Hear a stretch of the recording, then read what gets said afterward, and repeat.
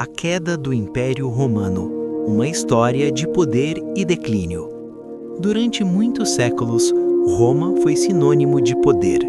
Suas legiões avançavam por terras distantes. Suas leis organizavam a vida de milhões de pessoas. Sua cultura influenciava povos de diferentes regiões. Para quem vivia naquela época, o Império Romano parecia eterno.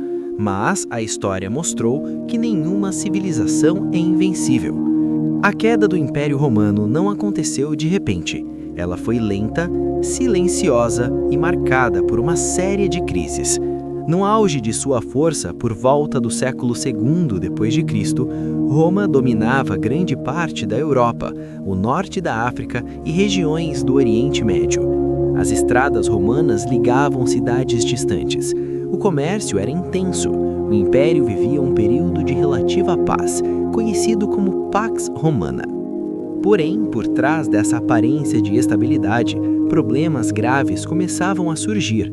Um dos primeiros sinais de enfraquecimento foi a crise política. Os imperadores passaram a governar por pouco tempo. Muitos eram derrubados, outros eram assassinados pelos próprios soldados. Em menos de 100 anos, dezenas de imperadores se sucederam no poder. Isso gerou insegurança, gerou desconfiança e enfraqueceu a autoridade do Estado romano. Ao mesmo tempo, a economia começava a entrar em colapso. As guerras constantes exigiam gastos enormes. Manter o exército custava caro. Para pagar os soldados, o governo passou a desvalorizar a moeda. O resultado foi a inflação. Os preços aumentavam, os impostos se tornavam mais pesados. A população mais pobre sofria cada vez mais. Outro problema grave foi a corrupção. Funcionários públicos usavam seus cargos para benefício próprio.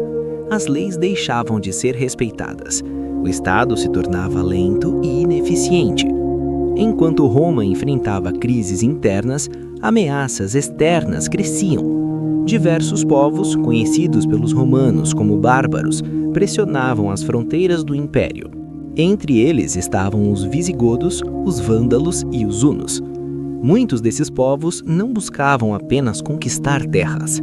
Eles fugiam de guerras, da fome e de outros invasores. Inicialmente, Roma tentou integrá-los. Alguns foram incorporados ao exército, outros receberam terras, mas com o tempo o controle foi se perdendo. Em 410 d.C., um acontecimento chocou o mundo antigo. A cidade de Roma foi saqueada pelos visigodos, liderados por Alarico. Era a primeira vez em quase 800 anos que Roma era invadida. O impacto foi enorme. Mesmo assim, o império ainda tentou resistir. Por algumas décadas, a estrutura romana continuou existindo, mesmo enfraquecida.